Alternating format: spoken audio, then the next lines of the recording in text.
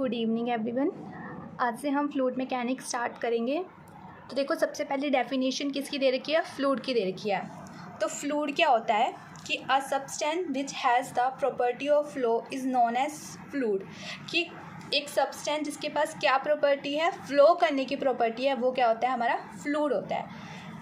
जैसे कि ऑयल हो गया, मिल्क हो गया, वाटर हो गया, ये क्या है? हमारे ये फ़्लो करते हैं। और जैसे गैसेस हो गई, तो ये सब फ़्लो करते हैं, तो ये क्या हो गए? हमारे फ्लूइड हो गए। अब फ्लूइड भी हमारे पास दो टाइप्स के होते हैं, एक तो लिक्विड्स और एक गैसेस। अब लिक्विड्स कैसे होते हैं? लिक्विड्स होते हैं वो इनकम्प्रेसिबल होते हैं। इनकम्प्रेसिबल का मतलब क्या होता है? और लिक्विड्स इनकम्प्रेसिबल होते हैं और गैसेस क्या होती है? वो कंप्रेसिबल होती है। अब इनकम्प्रेसिबल और कंप्रेसिबल क्या होता है? फ्लूइड्स दो टाइप के हैं, liquids and gases. Liquids incompressible होती है, गैसेस कंप्रेसिबल होती है। इनकम्प्रेसिबल क्या होता है? जिनका वॉल्यूम चेंज नहीं होता जब प्रेशर चेंज होता है।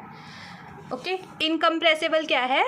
कि there volume do not change, उनका वॉल्यूम चेंज नहीं होता जब उनका प्रेशर चेंज होता है, वो क्या हो गए? हमारे इनकम्प्रेसिबल। और कंप्रेसिबल होते हैं जब वॉल्यूम चेंज हो जाता है उनका, जब हमारा क्या होता है? जब प्रेशर चेंज हो जाता है। अब जैसे कि मान लो कि एक 14 लीटर का कंटेनर है, उसके अंदर हम क्या है? 16 लीटर, अगर हम वाटर डाल तो नहीं सकते ना, हम वाटर को कंप्रेस तो नहीं कर सकते ना। 14 लीटर के कंटेनर में 14 लीटर वाटर ही आएगा ना। लेकिन जो गैसेज हैं, उनके जो पार्टिकल्स होते हैं वो दूर दूर होते हैं, तो क्या है? हम उसको कंप्रेस कर सकते हैं। तो 14 लीटर वाले में 16 लीटर गैस आ जाएगी, तो वो कंप्रेसिबल हो गए। और ये क्या हो गया? हमारा इनकम्प्रेसिबल हो गया। बाकी आगे जो लिक्विड्स हैं, वो भी दो पार्ट्स में डिवाइड किए गए हैं, आइडल फ्लूइड और रियल फ्लूइड। आइडल फ्लूइड क्या होते हैं? ये नॉन विस्कस होते हैं। और रियल फ्लूइड्स क्या होते हैं? वो विस्कस होते हैं। नॉन विस्कस और विस्कस में क्या है? देखो, नॉन विस्कस होते हैं जो नॉन स्टिकी होते हैं, और ये क्या है? ईजिली फ्लो कर जाते हैं। और जो रियल फ्लूइड्स होते हैं वो क्या होते हैं? वो विस्कस होते हैं, मतलब उनमें थोड़ी थिकनेस होती है, थोड़ी या ज़्यादा बोल सकते हैं, मतलब थिकनेस होती है उनमें। जैसे कि आपका एग्जांपल ले ले, फेविकॉल एक फ्लूइड है, लेकिन अब देखो उसकी थिकनेस कितनी ज़्यादा होती है। हनी हो गया, वो भी क्या हो गया? विस्कस हो गया। तो क्या है? विस्कस होते हैं जिनमें क्या है? थिकनेस होती है। लेकिन जो नॉन विस्कस क्या होते हैं? जो नॉन स्टिकी होते हैं, जिनमें थिकनेस नहीं होती है। अब देखो आगे चलते हैं। Velocity at a point of a fluid. देखो, इसे देखते हैं हम। एट एनी टाइम टी, किसी टाइम टी पर एक फ्लूइड पार्टिकल है। A fluid particle is at point p. देखो, ये पॉइंट ओ है। इन्होंने बोला कि किसी टाइम टी पर, देखो कोई टाइम टी है, टी टाइम पर क्या है? जो फ्लूइड पार्टिकल है वो किस पर है? पॉइंट पी पर है। वो इस पॉइंट पी पर है टी टाइम पर। स्टार्टिंग पॉइंट तो कुछ ना कुछ होगा उसका, ओ पॉइंट से उसने स्टार्ट किया होगा, तो वो पी पॉइंट पे पहुंच जाता है किसी टी टाइम पे। मतलब 2 मिनट में मान लो, चाहे 3 मिनट में मान लो, तो वो टी टाइम दे दिया। यहाँ पे एग्जैक्ट नहीं दिया, उस टाइम को उन्होंने टी बोल दिया कि वो टी टाइम पर क्या होता है? टाइम टी पर क्या होता है? वो पॉइंट पी पर हो जाता है। ओके, जहाँ पे where OP vector is equals to R vector. जो OP वेक्टर है वो हमारा क्या हो जाता है? R वेक्टर हो जाता है। इसको हम R वेक्टर ले लेते हैं। ओके, आगे देखते हैं। एंड एट एनी टाइम, अब कोई और दूसरा देखो टाइम हो गया, टाइम चेंज हो गया तो डेल टी, मतलब 3 मिनट थे तो 5 मिनट हो गए, तो टाइम चेंज हुआ ना। तो टाइम जैसे चेंज हो गया तो टी प्लस डेल टी हो गया। पहले टाइम टी था, तो हमारा जो फ्लूइड पार्टिकल था वो पॉइंट पी पे पहुंचता है। उसके बाद क्या है? पॉइंट पी पर होता है, और फिर जो टाइम है वो टी प्लस डेल टी हो जाता है। तो हमारा जो सेम पार्टिकल है वो कहाँ पे चला जाता है? हमारा जो पार्टिकल है वो चला जाता है पी डैश पे। कहाँ चला गया वो? पी डैश पे। सेम ही पार्टिकल क्या है, तो यहाँ लिख लेते हैं the same particle reach at P dash पे चला गया। अब देखो, ये OP वेक्टर ये यहाँ से ऐसे हो जाएगा, जहाँ पे अभी हमने बताया था ओपी डैश, ओपी वेक्टर था वो आर डैश था, ओपी डैश है ये, OP dash vector is equals to ये आर डैश था। अब यहाँ पे कुछ चेंज हुआ तो ये हो जाएगा r vector plus del r vector.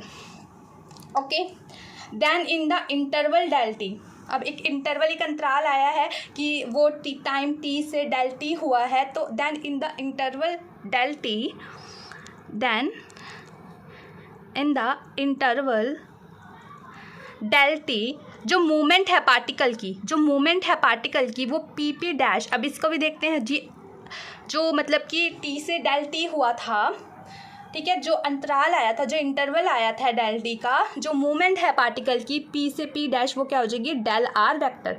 वो भी तो पहले आर वेक्टर थी, वो भी तो चेंज हुई ना, तो वो डेल आर वेक्टर होगी पी से पी डैश पर। The movement of particle is pp dash vector is equals to del r vector, and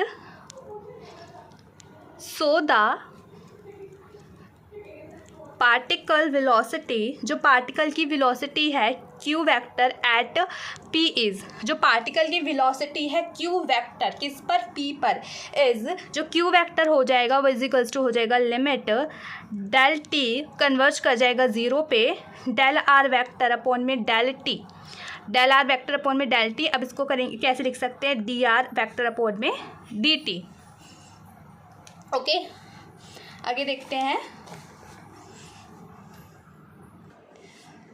अब देखो जो हमारा क्यू वेक्टर है, जो क्यू वेक्टर है वो किस पर डिपेंड करता है, आर वेक्टर पे भी और टी वेक्टर पे भी। तो हम लिख दें कि क्लियरली जो हमारा क्यू वेक्टर है, Q vector in general depends on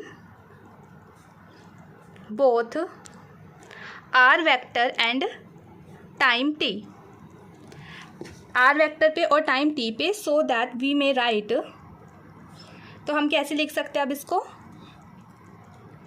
कि जो q वेक्टर है वो is equals to q vector r vector और t, मतलब जो हमारा q है ये r पे भी डिपेंड करता है और ये t पे भी करता है। Okay, Alternatively, if P has Cartesian coordinates, कि अगर P के पास क्या है, Cartesian coordinates हैं, Cartesian coordinate क्या हो गए, x y z relative to a fixed point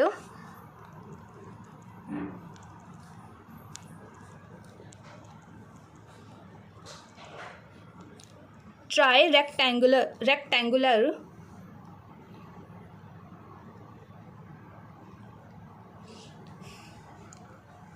coordinate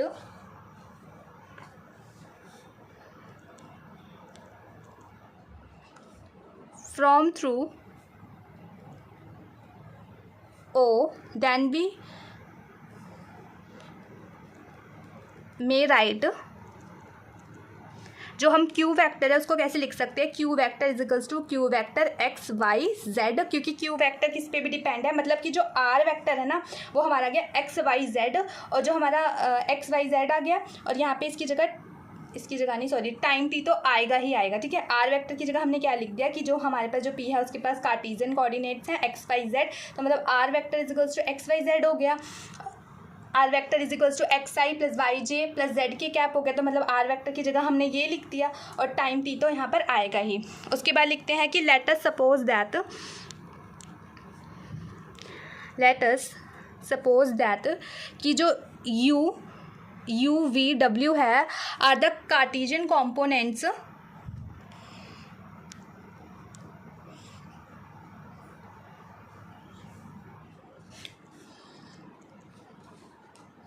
are the Cartesian components of q vector, Cartesian component के किसके हैं, q वेक्टर के, इन दिस फ्रेम, देन जो q वेक्टर क्या हो गया, q vector is equals to u i plus v j plus डब्ल्यू k vector. और मोरेवर जो हमारे पास आर वेक्टर है वो क्या है,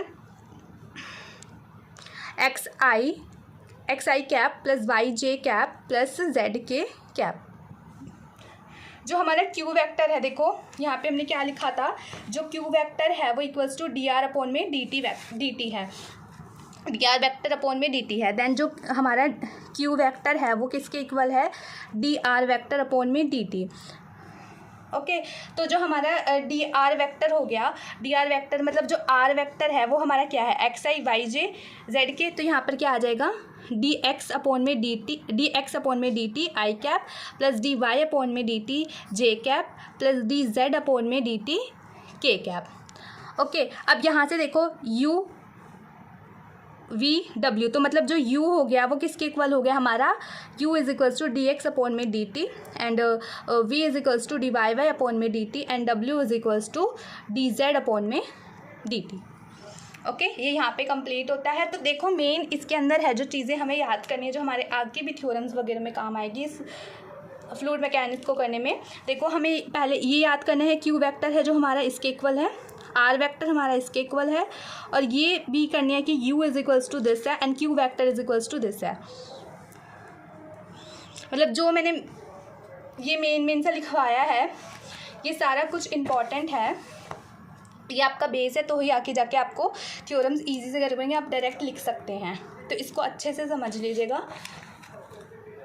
और बाकी के हम थ्योरम्स नेक्स्ट वीडियो में करेंगे। Thank you.